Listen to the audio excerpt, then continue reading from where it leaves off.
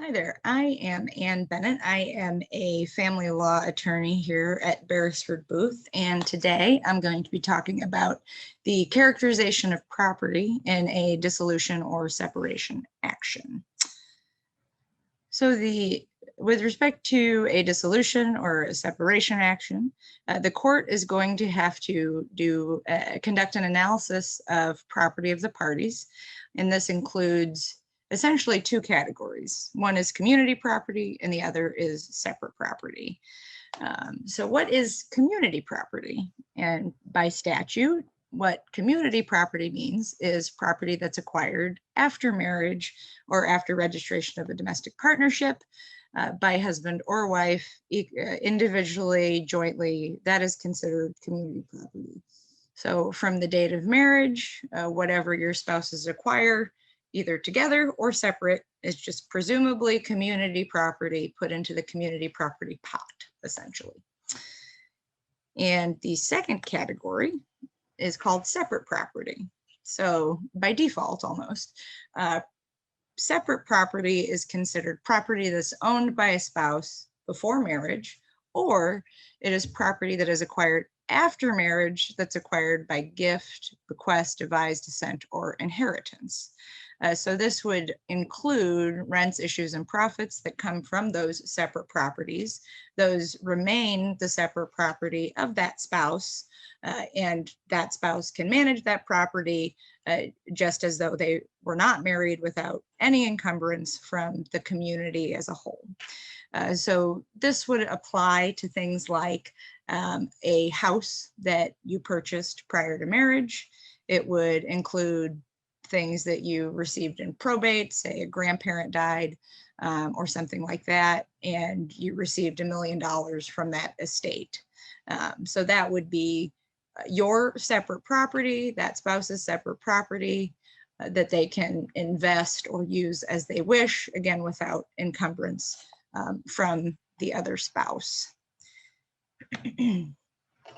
Now, it's one thing to say that you've acquired separate property, that you've purchased an asset prior to marriage, like a house or a boat or a car, that you inherited a lot of money, either before or during the marriage, but it's another thing to prove when it was actually acquired and prove the separate nature of that asset. So separate property remains the separate property of that spouse as long as it can be traced and identified. What you do want to avoid doing is not having any evidence, traced or otherwise, as to when these items or assets were acquired. And then particularly by the time you get to trial and you need to make these arguments, it's likely that the spouses are going to be diametrically opposite on when separate property was acquired and whose separate property it is. So once you've proven the separate property, it does typically retain that character throughout the marriage. It is possible, certainly, to change the characterization of property. So spouses are able to freely transfer separate property to the community, but the burden is on the spouse that asserting the separate property has transferred character to the community to provide evidence of the intent that it has done so. So if it is known, for example, that you have acquired a house previous to marriage, and there was an intent perhaps for it to become community property, but there's no evidence of that.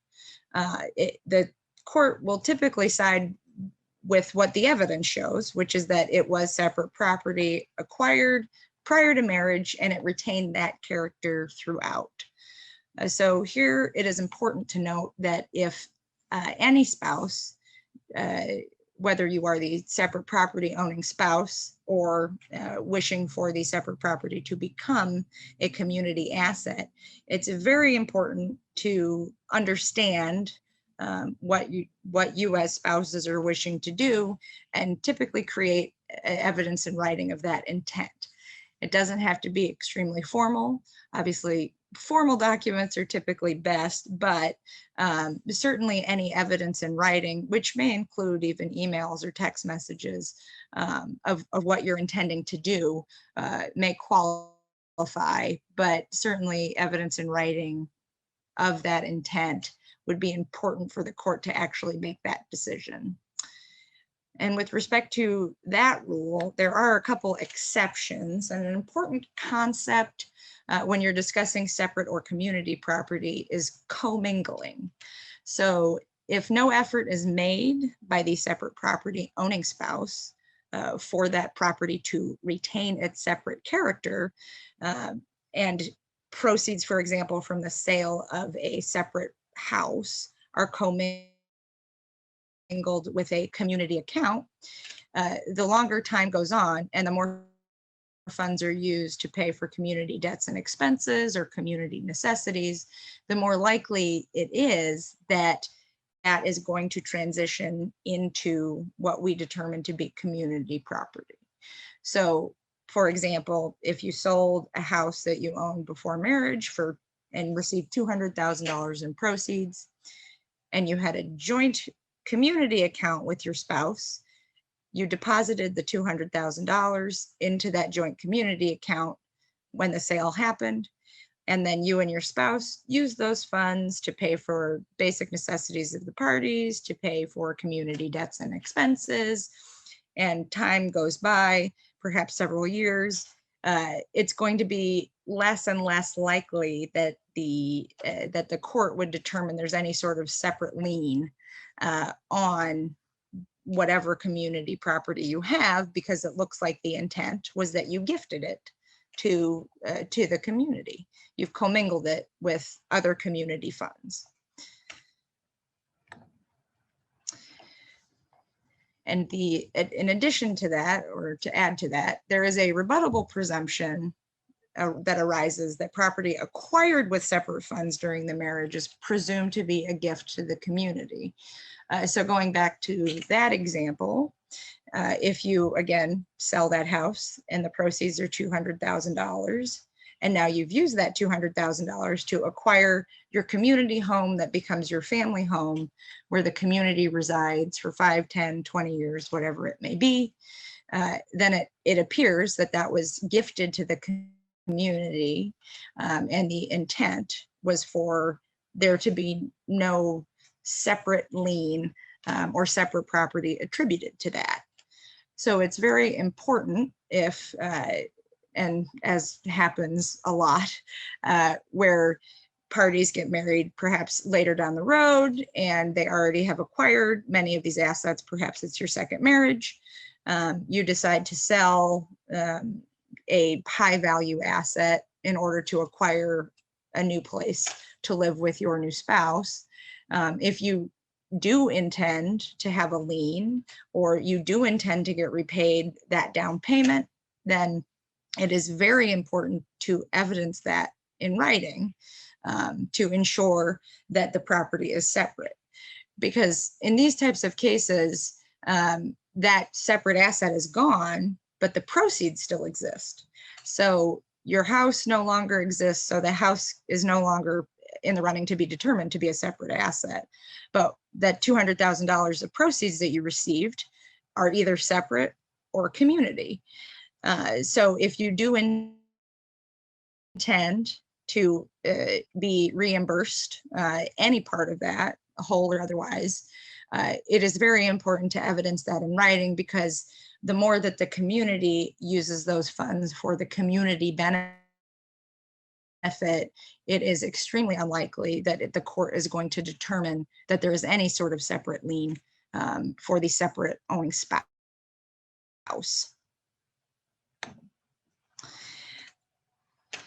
So why does this matter in general? We know that we have community property and separate property, and the court's going to have to decide how to divide them. And really, it's important because when the court goes through this analysis, per statute, there's really 4 factors that they consider when they start looking at how we distribute property. And The first two elements are what are the nature and extent of community property, and what are the nature and extent of separate property. Then they factor in the duration of the marriage and what the economic circumstances of each spouse will be at the time of the property distribution. But what the court doesn't do is put everything that the parties own in one big pot and say, this is how we'll divide it. They must first say, okay, these are your community assets, things that qualify as community property.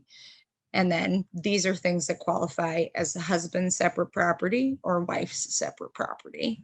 And then we look at what all of that is, and then we look at the duration of the marriage, and then we look at the economic circumstances. But the characterization part is important because the court has to go through this analysis first before they decide anything with respect to property division. So the dissolution court has jurisdiction to award separate and community property.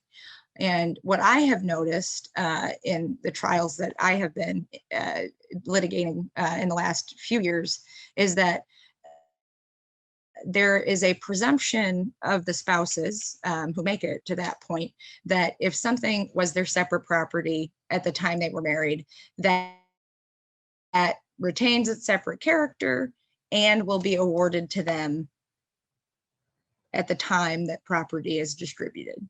And unfortunately, that is not the case.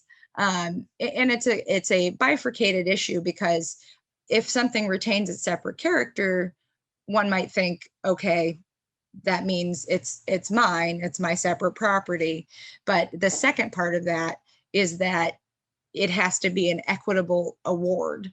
So if you have been married, for example, for 15 years, and going into the marriage, one spouse had $10 million in separate assets, and during the community period, you acquired $100,000 in community assets. Is it fair to attribute 50% of community to one spouse, 50% of community to the other, and leave the separate owning spouse with that $10 million? That's going to put the parties in severely different economic positions, and it is highly unlikely that that would be determined to be an equitable award.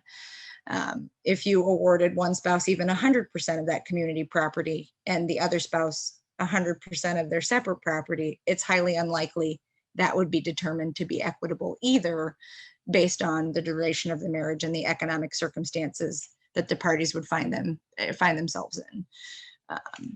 So there is no prohibition on invading separate property. And I think that's very important to underscore, because part of the reason I have gone to trial a few times is because there's a misunderstanding of what separate property means, and who keeps it. Ultimately, the court needs to make a fair and equitable distribution, and they are absolutely permitted to invade a spouse's separate property if that's going to achieve an equitable award. So if, just as in the example I just mentioned, if the non-owning spouse if an equitable award cannot be made from the community estate alone, then the court is encouraged to invade the separate property of the other spouse so that there is an equitable division of assets at the end. And again, the equitable part is important to underscore, because the other misconception that people tend to have is that equitable means equal, and that is absolutely not true. So an equitable award is often not 50-50. An equitable award often leaves one spouse with slightly more in financial resources, or maintenance or something like that. But the fair and equitable is rarely equal. And it is important to note that of the statute that I referenced earlier, those 4 factors, it is the judge's discretion to give those factors weight as they deem necessary to achieve an equitable distribution. So they won't determine separate property remains with that spouse. they will take into account all of the factors that you need to consider in making that award, and they will make that award. So it is a relevant factor to consider whose separate property is whose, but that won't determine the outcome of that property award. So to illustrate this point, I've just provided a couple different cases here. I mean, there are a myriad of cases that provide these types of unequal distributions, so different percentages to achieve that equitable award. So for example, in the marriage of Doneen, which was a very long-term marriage, the wife in that case was awarded 90% of the community property and 22% of husband's separate property, meaning husband was awarded 10% of the community property and 78% of his separate estate. So the court in that case, again, invaded husband's separate property to ensure that an equitable award was achieved. In the marriage of Davidson, husband awarded 25% of community property and 70% of his separate estate. The wife was awarded a 75% share of the community property and 30% of the husband's estate. So even though there are still these unequal distributions of community property, the court didn't think that was sufficient to meet the needs of the other spouse. So in those cases, they were awarded a greater percentage of community, and they invaded some of the separate property to ensure there was an equitable distribution at the end. And the percentages are typically used. There are certain assets that are either hard to value if they don't have a valuation for something, or something that's, you know, a house, for example. If somebody's being awarded a house, then that's a large amount of funds, and perhaps you can achieve an equitable award by saying, okay, maybe $30,000 from this account or $50,000 from this account, and that person gets the house. So the way that the court does this is they look at what liquidity they have to give to a spouse and what the other assets are they need to award, and then they say, okay, 70%, 30%, but that's how they make that determination. And to help illustrate that, for example, in the marriage of Stachowski, the wife was awarded 58% of the community estate, which was about $1.5 million. The husband was awarded 42% of the estate, which was $1.08 million, and 100% of his separate property, which was about $750,000. So ultimately, after the marriage, the wife walked away about $250,000 or $300,000 less than what the husband walked away with, but based on the duration of the marriage and the circumstances that the spouses would find themselves in, that they determined that to be an equitable award. So they didn't need to invade the husband's separate property in that case to achieve an equitable distribution. They simply increased the award of the community estate to the wife in order to achieve that equitable distribution. And I can't say this often enough, but equitable rarely, almost never means equal. In order for the court to determine that an equal award was appropriate, the parties would have to have nearly equivalent jobs, equivalent education, equivalent income, equivalent health situations, equivalent access to financial resources after dissolution. And there is often some sort of income discrepancy or some sort of health discrepancy, an age difference, something like that. And the court wants to leave the spouses again on fair financial footing. The longer the marriage, the court will want to leave the parties on more equal financial footing, which does not mean an equal distribution of assets. A way to ensure that separate property remains with the spouse would be to sign a separate property agreement stating that my separate house is my separate house, my separate boat is my separate boat, my separate vehicle, whatever that would be, that all of those things you would agree, sign an agreement that says it retains its separate character. And even still, when you do have that in place, the result ultimately must be equitable. So if your separate property agreement was executed 25 years before you get divorced, it may not be an equitable agreement. So the court, again, will have those items retain their separate character, but will ensure that the awards result in an equitable distribution. So I would encourage everyone to understand what is separate and discuss with their spouses if they intend for those things to remain separate, and what the extent they would like community property to be.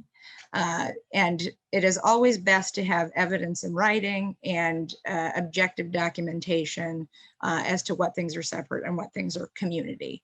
But ultimately, at the end of the day, for any dissolution or separation action, the award is going to have to be an equitable one. All right, so that concludes my webinar. If you would like to reach out for a consultation on separate community property or drafting any of these agreements, this is my contact information, and I would encourage you to reach out. Thank you.